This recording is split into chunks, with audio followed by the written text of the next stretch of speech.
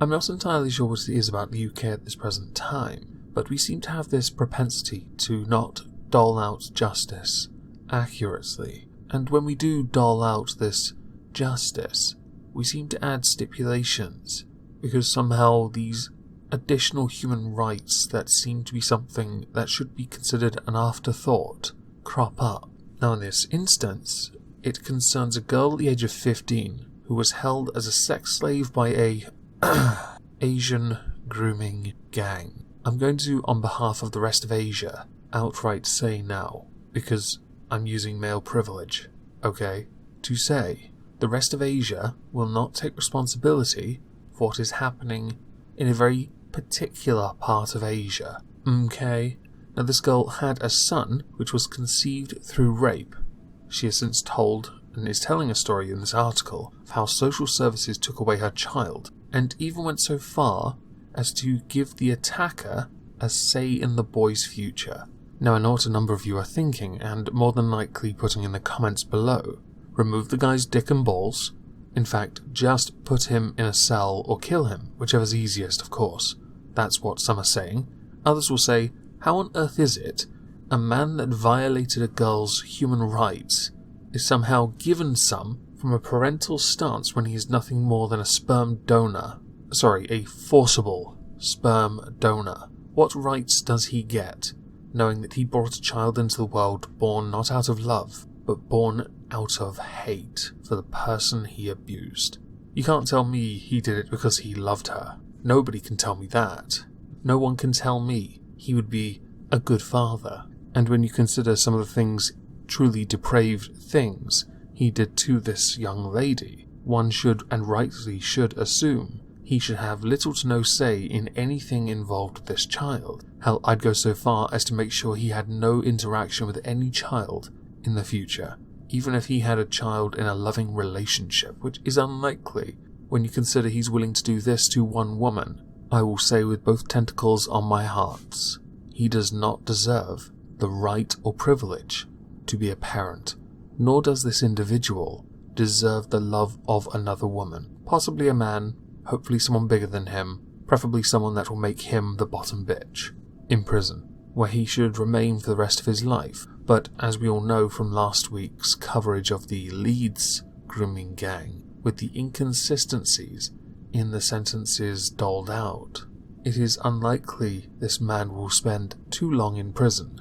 The Democratic Football Lads Alliance had a bit of a point when they mentioned one of their motivations being the ridiculous, lenient sentences being given out to paedophiles and sex offenders.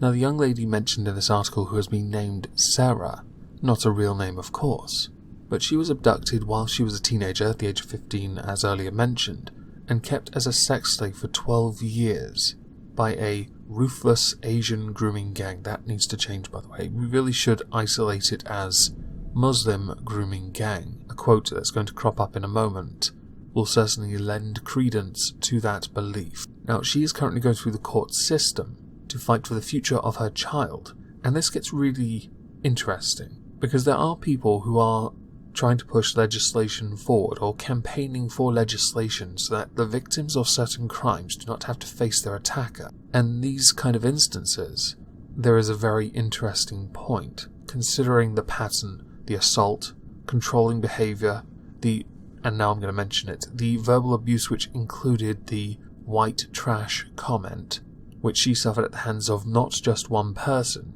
Now she has a 5-year-old son now, who was conceived through rape. She's having to sit in a courtroom 6 feet away from a man that had assaulted her. And the truly astonishing thing about this is that the rapist was given a say in the future care of the young boy, and could even have a role in his upbringing, which, let's face it, is going to add additional trauma to someone, the mother, who's raising a child born out of hate. By the way, the article references as alleged rapist. Well, I guess they had to play it safe at one point.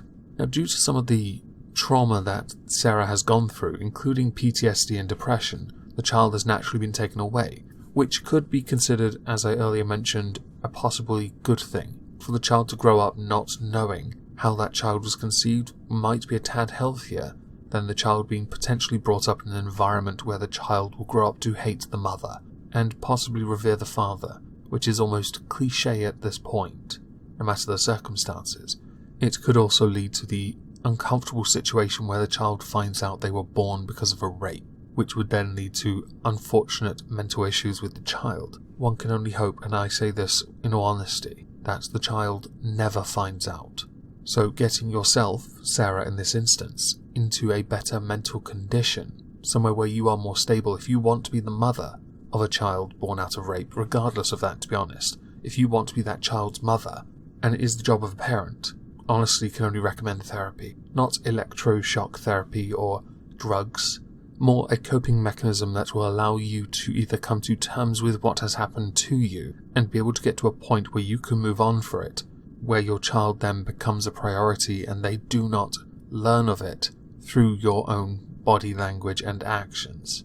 To add to this already sickening series of events, which make me question child services and the court system in this country, clearly Megacity 1's halls of justice need to be introduced.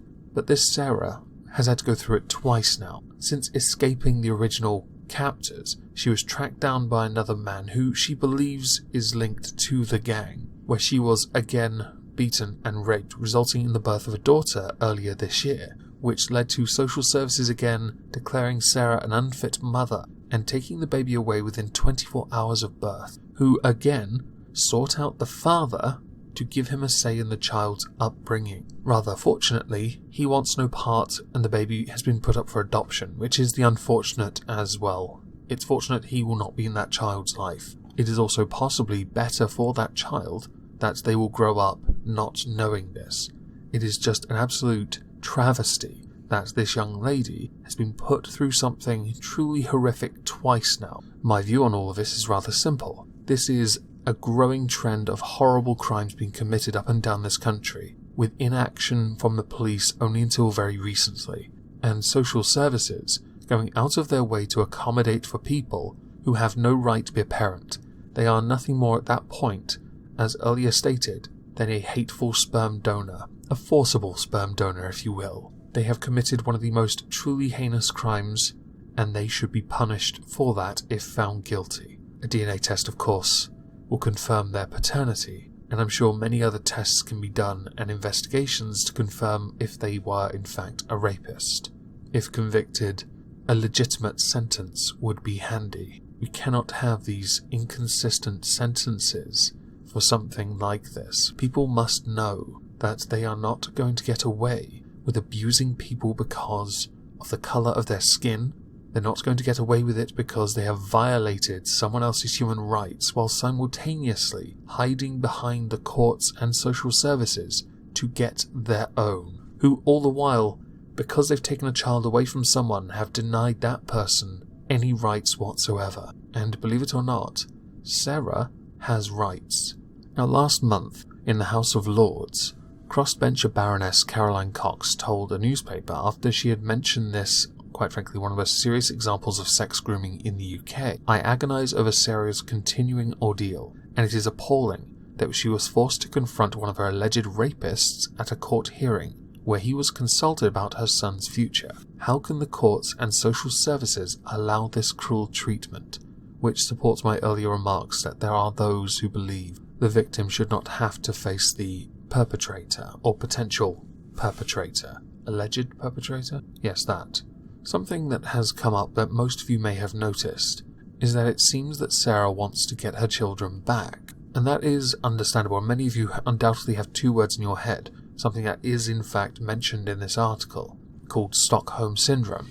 Now, Stockholm Syndrome is where a prisoner forms an emotional attachment to the captor, and in this instance, it was the gang leader, although she felt in her mind was being twisted. And to further cement another remark I made about a certain type of Asia when it comes to white trash, we have a quote from Sarah, which is in reference to the first time that he raped her, where she says, "I was pulling back from him and I was scared. I felt angry, dirty and disgusted after he had finished. And while he was attacking her, he told her he had saved her from the gutter where white girls with low morals like her belong." That whole cutting off genitals thing? Yeah. I think it's pretty clear at this point, these gentlemen were Muslims. Can we talk about Islam yet, since the majority of the recent grooming gang scandals have been Muslims? Or is it, still taboo, and, like, totes, not cool? Anyway, with this case, with local authority and police force not willing to discuss this, social services doing what they might deem to be the good thing, but considering how quick they took the second child, I'm not inclined to agree. I think if there is presence within the child's life from social services, but with the child staying with the mother if she wants to raise that child, then she's well within her right to do so. If you believe you're doing it solely for the child's best interest, all the while giving the father a say on the child's future but not the mother, then I don't believe you're doing anything to protect the mother at all, even with her rather dire circumstance and what she went through. This is, if anything, another damning statement about the criminal justice system and now social services, who I have myself had experience with as a child. They are an absolute joke. So I hope everyone has a lovely Monday, and thank you all for listening. Oh, goddowns. In your arse. Imagine my shock